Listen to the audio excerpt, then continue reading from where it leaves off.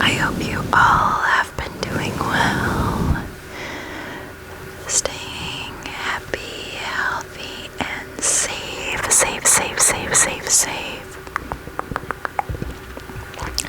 For today's video, I've wanted to do something like this for a while, but I've kind of put it on the back burner. Sorry, my tummy is making some weird noises. But I really wanted to do a kind of whispering video while reading you a bedtime story.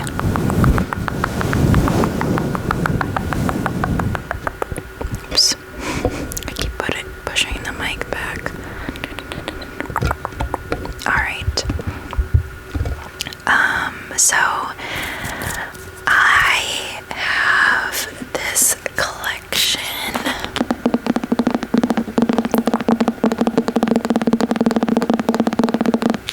of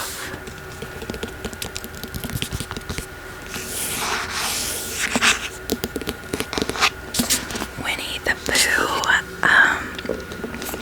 stories that I recently purchased from Barnes & Noble. I thought it was too cute.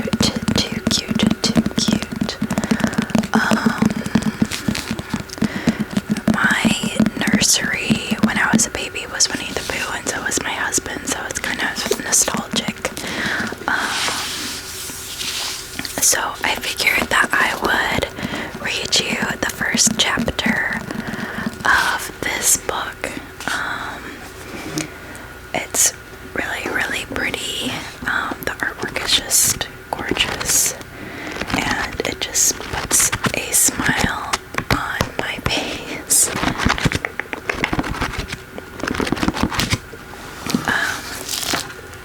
Here is the map of where everything takes place.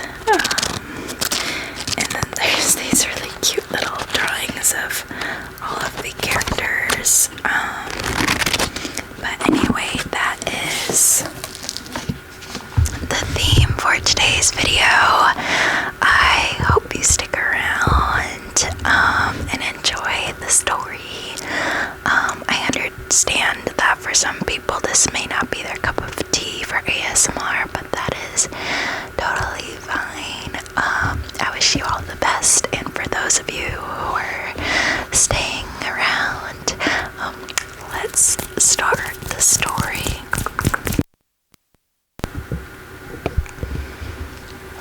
I'm just going to open it up. We have to skip some pages to get to the beginning of where the story starts. But they have all of the chapters.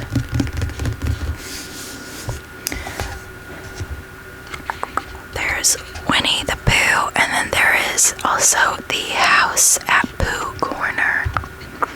So it's all the Winnie the Pooh stories. And there's a little dedication in the book that says, "To her, hand in hand we come, Christopher Robin and I, to lay this book in your lap. Say you're surprised, say you like it, say it's just what you wanted, because it's yours, because we love you. Heart."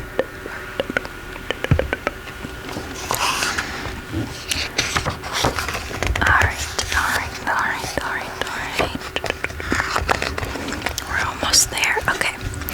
So this is chapter 1, in which we are introduced to Winnie the Pooh and some bees, and the story begins.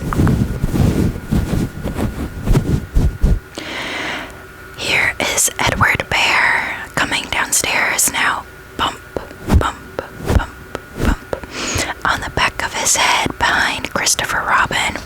It is as far as he knows the only way of coming downstairs, but sometimes he feels that there really is another way if only he could stop bumping for a moment and think about it.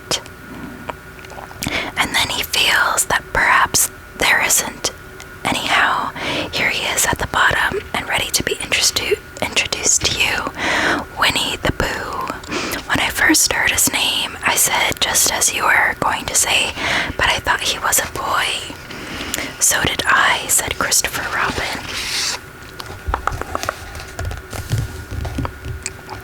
Then you can't call him Winnie. I don't. But you said, he's Winnie there, Pooh.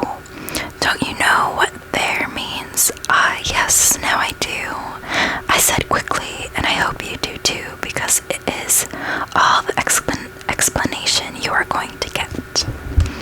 Sometimes Winnie the Pooh likes a game of some sort when he comes downstairs, and sometimes he likes to sit quietly in front of the fire and listen to a story. This evening, what about a story, said Christopher Robin. What about a story, I said. Could you very sweetly tell Winnie the Pooh one? I suppose I could, I said. What sort of stories does he like? About himself, because he's that sort of bear. Oh, I see. So, could you very sweetly? I'll try, I said. So I tried. Once upon a time, a very long time ago, about last Friday, Winnie the Pooh lived in a forest all by himself, under the name of Saunders. What does under the name mean? Asked Christopher Robin. It means he had the name over the door in gold letters and lived under it. Winnie the Pooh wasn't quite sure, said Christopher Robin. Now I am, said a growly voice. Then I will go on, said I. One day when he was out walking, he came to an open place in the middle of the forest, and in the middle of this place was a large oak tree. And from the top of the tree there came a loud buzzing noise.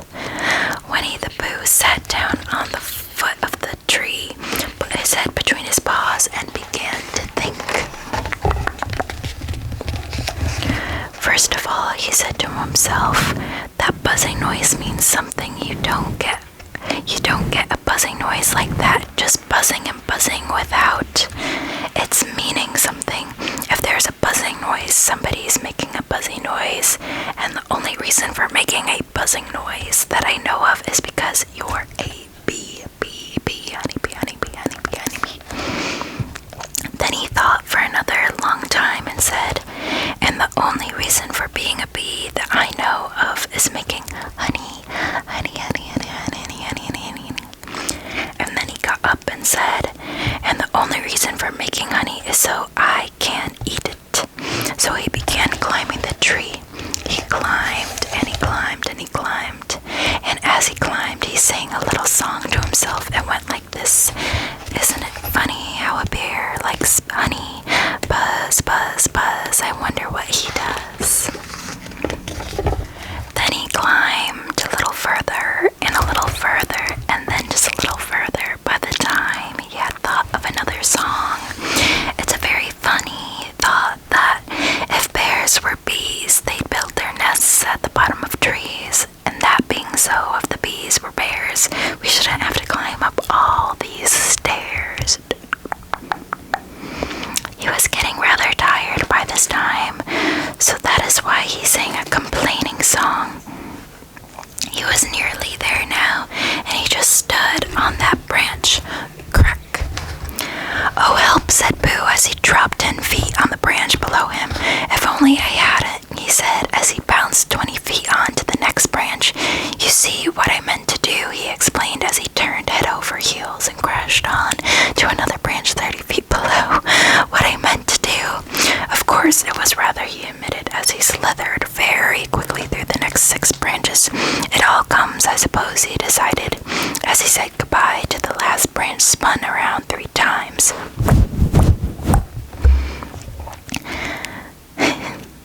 And flew gracefully into a gorse bush.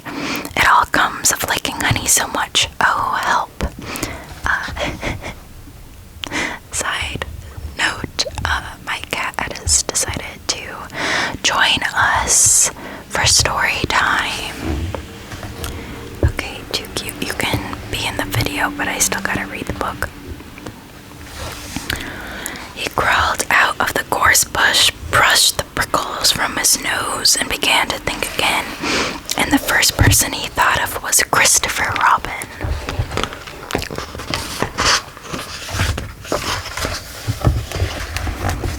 Also, side note, some of these passages are happening like outside of the story because I believe the narrator is telling the story of Pooh, so some paragraphs are like Christopher Robin commenting on the story.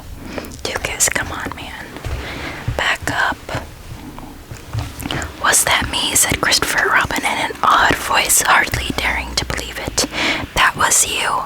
Christopher Robin said nothing, but his eyes got larger and larger and his face got pinker and pinker.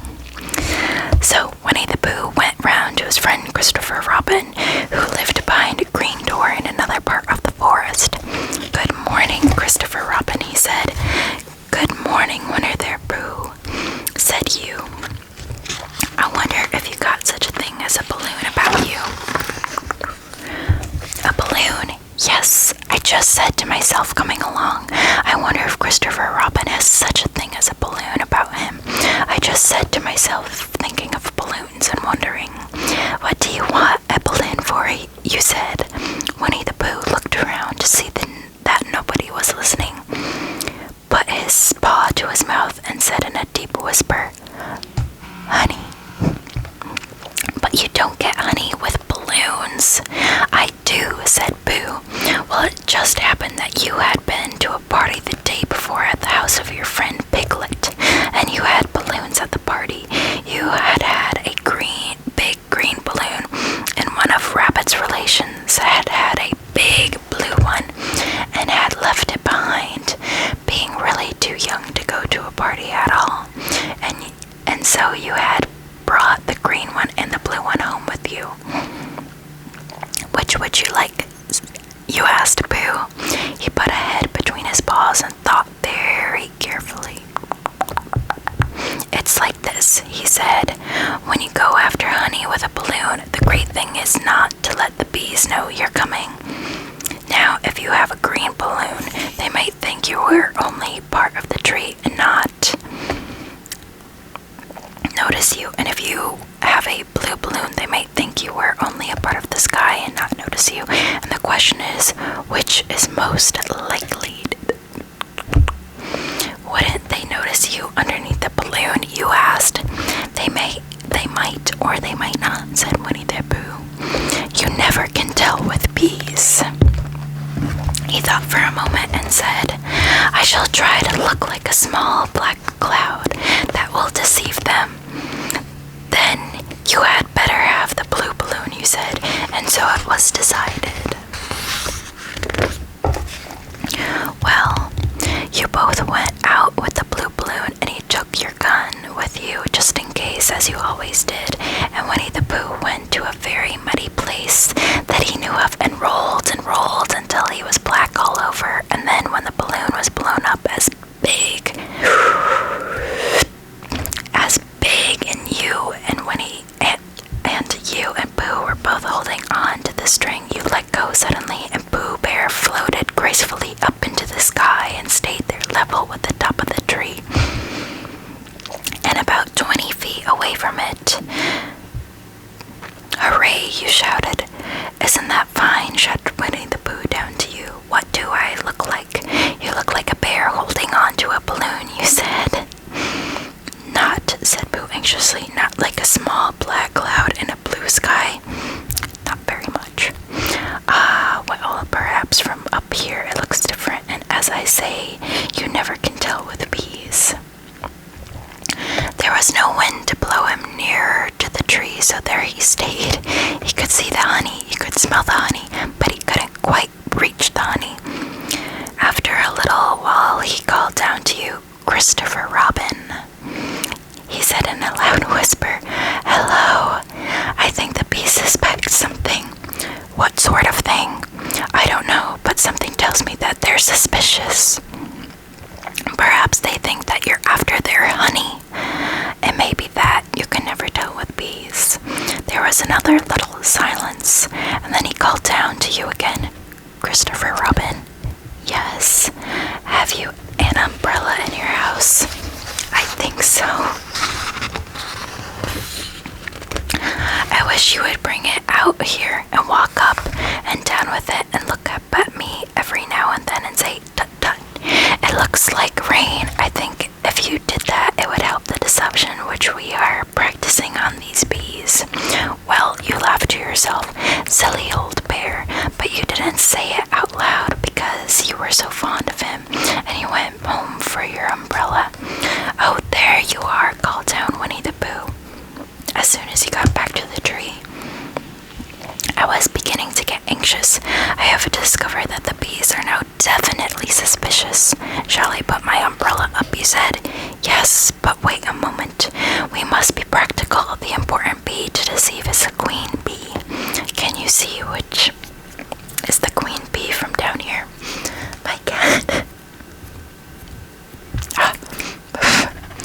My cat is right beside me, so all of his fur is just like tickling my nose.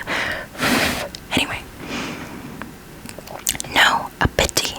Well, now if you walk up and down with your umbrella, saying, tut tut, it looks like rain, I shall do what I can by singing a little cloud song, such as a cloud might sing. Go. So while you walk up and down and wonder if it would rain, Winnie the Pooh sang this song. How sweet to be a cloud, floating in the blue, every little cloud always singing aloud. How sweet to be a cloud, floating in the blue, it makes him very proud to be a little cloud.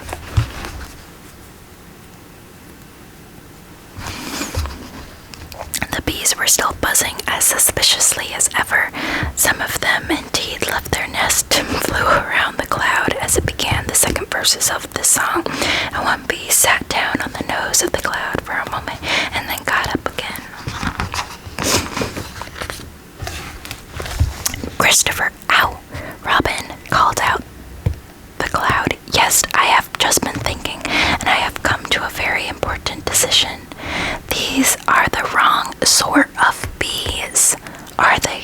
Quite the wrong sort. So I should think they would make the wrong sort of honey, shouldn't you? Would they? Yes, so I think I shall come down. How? Asked you. Winnie the Pooh hadn't thought about this. If he let go of the string, he would fall. Bump. And he didn't like the idea of that. So he thought for a long time, and then he said, Christopher Robin, you must shoot the balloon with your gun. Have you got your gun? Of course I have, you said. But if I do that, it will spoil the balloon. You said. But if you don't, said Pooh, I shall have to let go, and that would spoil me.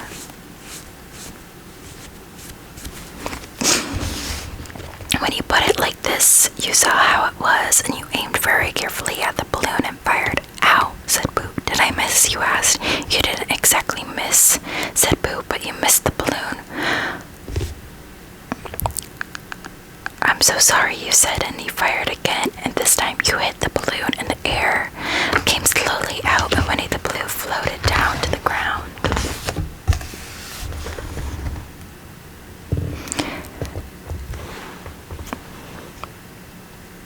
I think Christopher Robin just shot Pooh. I think that's what I'm reading. But his arms were so stiff from holding onto the string of the balloon all that time that they stayed up straight in the air for more than a week, and whenever a fly came and settled on his nose, he had to blow it off. And I think, but I am not sure, that is why he was always called Pooh. Is that the end of the story? Asked Christopher Robin. That's the end of that one. There are others about Pooh and me, and Piglet and Rabbit and all of you. Don't you remember? I do remember. And then when I try to remember, I forget. That day when Pooh and Piglet tried to catch a heffalump. They didn't catch it, did they? No. Pooh couldn't because he hasn't any brain. Did I catch it? Well, that comes into the story. Christopher Robin nodded. I do remember, he said, only Pooh doesn't very well. So that's why he likes having it told to him again, because then it's a real story and not just a remembering. That's just how I feel, I said. Christopher Robin gave a deep sigh, picked his bear up by the leg, and walked off to the door, drilling Pooh behind him. At the door, he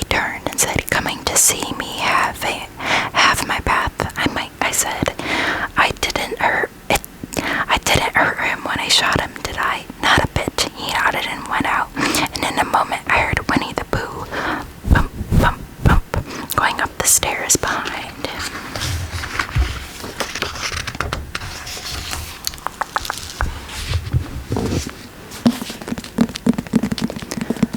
So that was the introduction to the Winnie the Pooh stories in this book.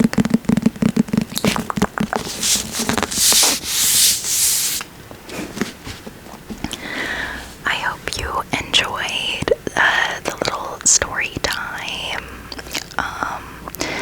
I apologize for my cat coming in and out. He really likes attention, so sometimes when you do not give it to him, he gets a little needy and incessant. But anyway.